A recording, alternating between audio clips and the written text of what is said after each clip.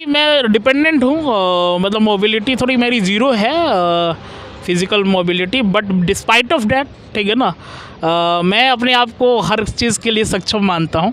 IIT में किसी कारण वजह से ना जाना, तो कहीं ना कहीं वो एक ऐसा पड़ाव था जहां पर धक्का लगना था आपको। डेफिनेटली। उससे कैसे उभरे और आगे बढ़े आप सफ़र में? हाँ, डायलॉग है ना कि अक्षय कुमार जी की, कि आईआईटी से मैं पढ़ा नहीं हूँ, ग्रेजुएट नहीं किया है, बट आईआईटी मुझे बुला के सम्मान देता है। तो जो असहाय हैं, ज़रूरतमंद है, उन्हें हम फ्री ऑफ कॉस्ट एजुकेशन देते हैं और आधुनिक पैटर्न पे। अगर आप में कुछ ऐसा है जिससे आप लोगों की मदद कर सके, तो हमें डेफिनेटली आगे आके मदद करना चाहिए। After the death I will, मतलब मैं तो उस समय रहूँगा नहीं जीवित, बट मैं अपनी ऑर्गन्स को डोनेट करूँगा, जिसके सहारे अगर मेरी मुस्कान बंद होगी तो दूसरे के चेहरे पे मुस्कान आएगी। ये मेरा एरोगेंट नहीं है, ये मेरा मतलब अपने कर्म पे बेसिकली कॉन्फिडेंस, मतलब कि विश्वास है कि मोंटेसरी वाले नहीं टिकेंगे गवर्नमेंट वाले के सामने। शिक्षकों को प्रॉपर ट्रेनिंग नहीं दी जाती है कि कैसे पढ़ाना है बच्चों को, मैनेजमेंट सही तरीके से नहीं है। Education system is all about the management system. आपकी इच्छा शक्ति मजबूत हो, अगर इच्छा शक्ति मजबूत है, आप अग्रसर हैं अपने पथ पे, अविचल हैं, अविरल हैं, तो आपको सफलता से कोई नहीं रोक सकता है। नमस्कार, आप देख रहे हैं मंथन न्यूज़ बिहार। कभी महक से हम गुलों से उड़ते हैं, कभी धुएं से हम पर्वतों से उड़ते हैं। ये कैंचियाँ हमें उड़ने से खाक काटेंगी, हम परों से नहीं हौसलों से उड़ते हैं।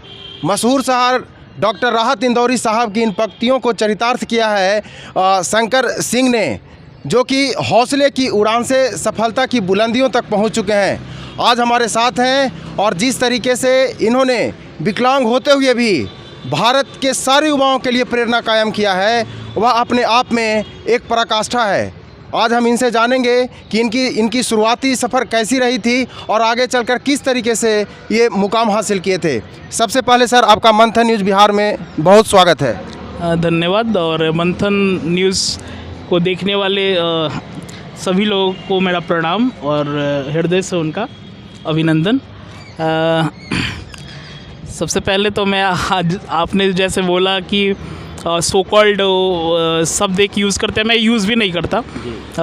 जो भी है फिज़िकली डिजेबल्ड या डिफरेंटली एबल्ड, सो कॉल्ड जो वर्ड है, ये मानता ही नहीं मैं, ठीक है ना। Basically because of that I am here right now, and because एक होता है कि भाई डिफरेंटली एबल्ड लोग बोलते हैं, डिफरेंटली एबल्ड हम भी, आप भी हमसे हैं, मैं भी आपसे हूँ।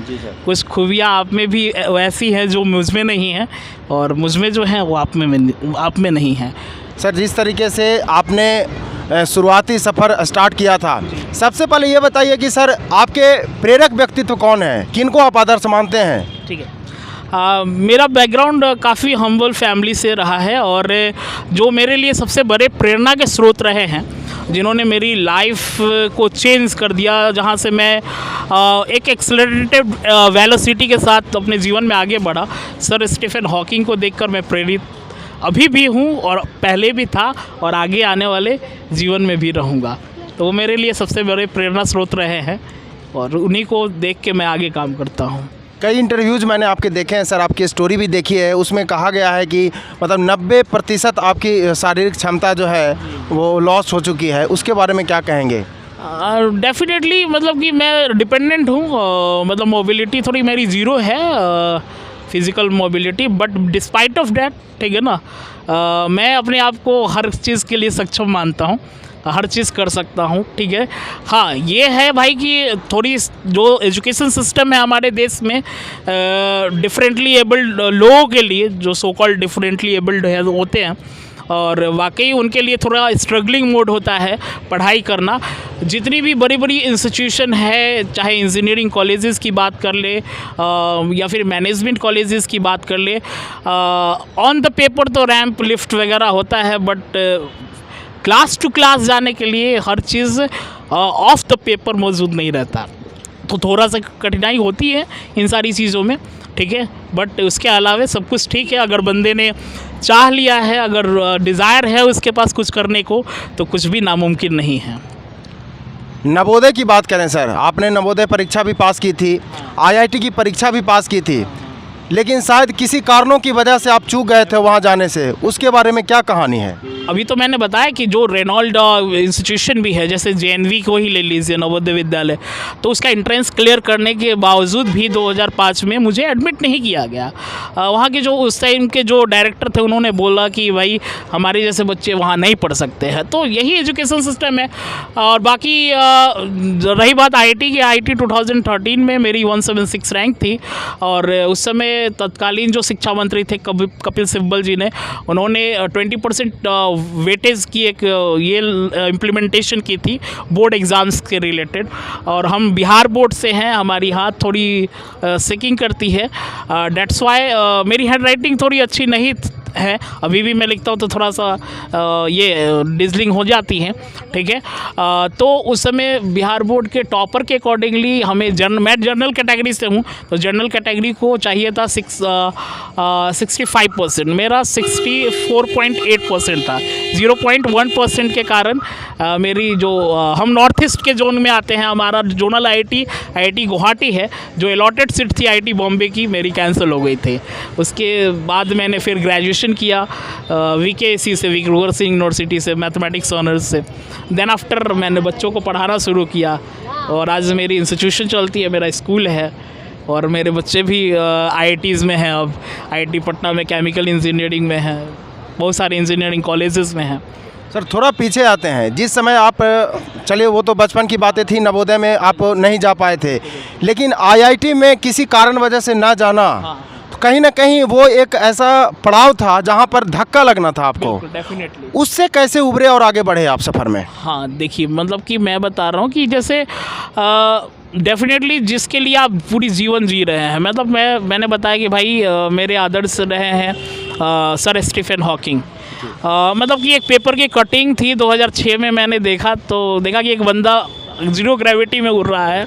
तो उस समय इंटरनेट का उतना एक्सेसिबिलिटी नहीं था, रूरल एरिया से हैं हम लोग।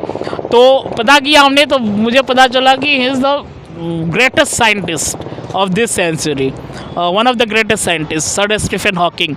और तो मुझे लगा कि भाई जब ये कुछ कर सकते हैं तो मैं क्यों नहीं, मैं भी इनके जैसा ही बनूंगा।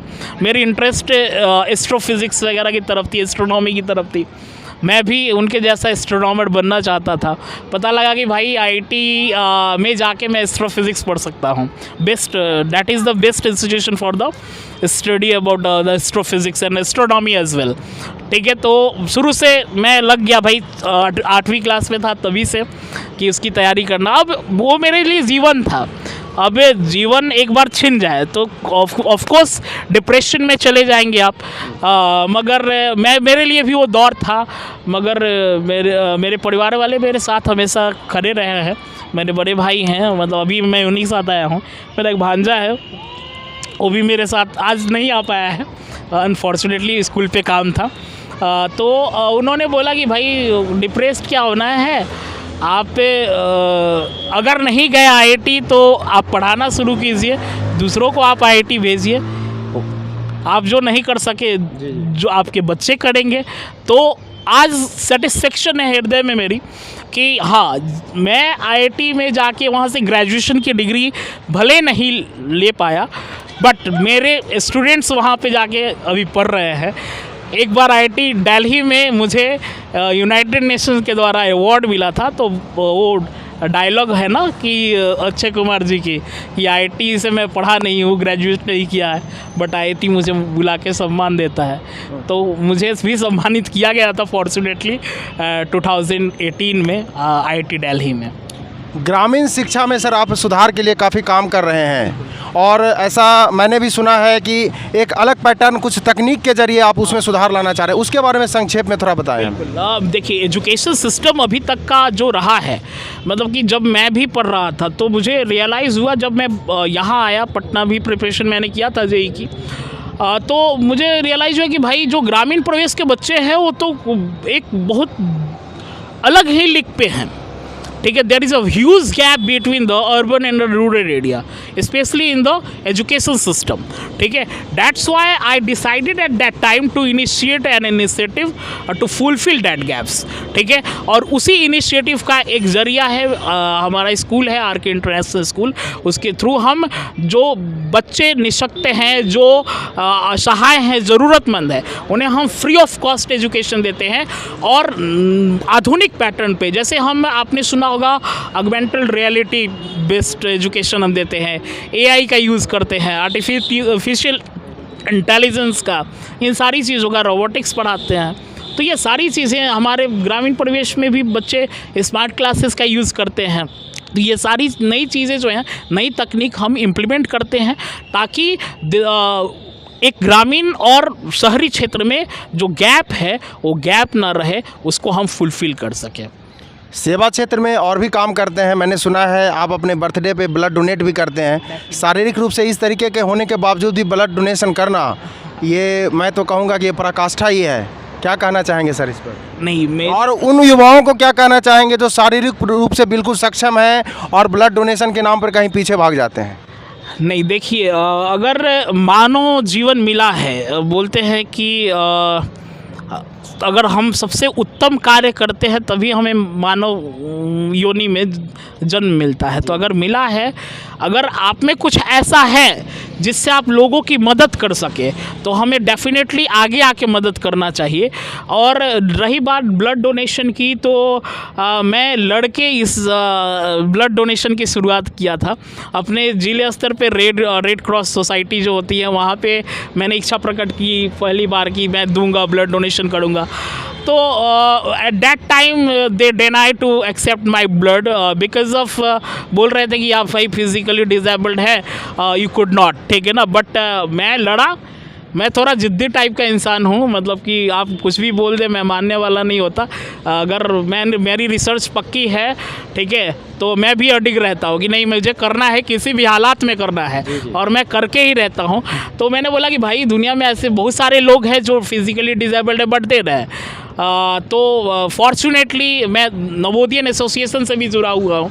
मतलब नवोदय ज्वाइन तो नहीं कर सका, मगर उस एसोसिएशन के बहुत सारे लोग मेरे कांटेक्ट में हैं और हर कार्यक्रम में बुलाते हैं। तो ब्लड फॉर ऑल्स एक कार्यक्रम चलता है नवोदयंस का, तो उसका एक कैंप था एम्स में। तो एम्स की जो ट्रांसफ्यूज़न डिपार्टमेंट की हेड ऑफ डिपार्टमेंट की हेड है जो डॉक्टर नेहा सिंह जी, उनका मैं शुक्रगुजार हूँ कि उन्होंने एक्सेप्ट किया कि नहीं भाई यू कैन डू इट, ठीक है ना। और हमने पहली दफ़ा दिया और पिछले 1 साल से ही दे रहा हूँ, 1 साल में 6 बार दे चुका हूँ, ठीक है ना।